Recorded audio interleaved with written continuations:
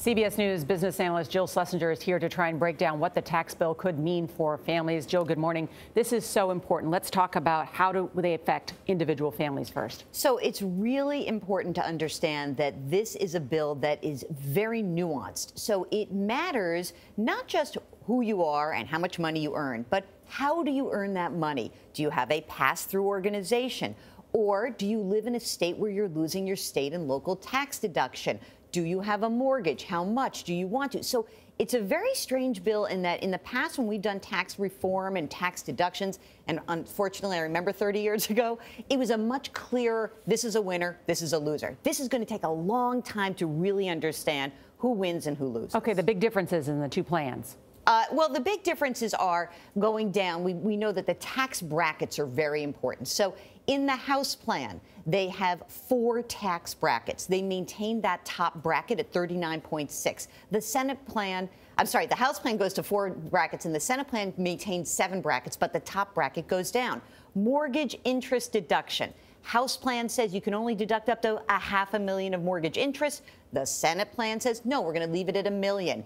And what we really know, the big, huge change in the tax code is around corporations. And corporations, they both are slashing the corporate rate. It goes from 35 to 20%.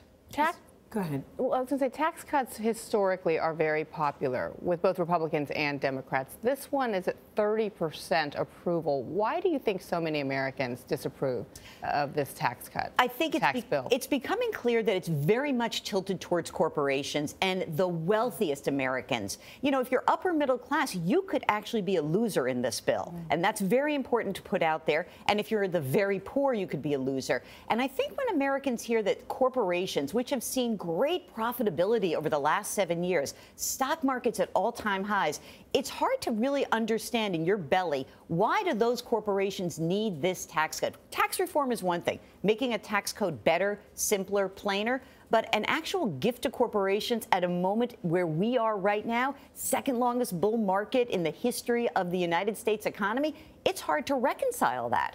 It still seems very confusing. Even the people that passed it are still trying to read it and figure out exactly what they passed.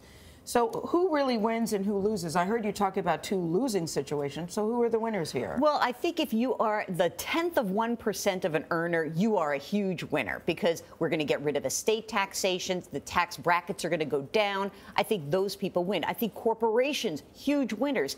Pass-through organizations. That means you've got a big law firm. There's 200 partners. They have all their money flows through as a pass-through. That is going to be a big winner. Whether those folks who are winners then take the money that they save and recycle it into the economy and boost the economy substantially, I think that is a huge question yet to be answered. A lot of academics say they don't believe this is a long-term growth incentive. Randall Stevens, the head of AT&T, has promised more jobs. I mean, you have some CEOs on the record promising reinvestment. So we'll see where they come up with those jobs. Jill, thank you so much. Sure.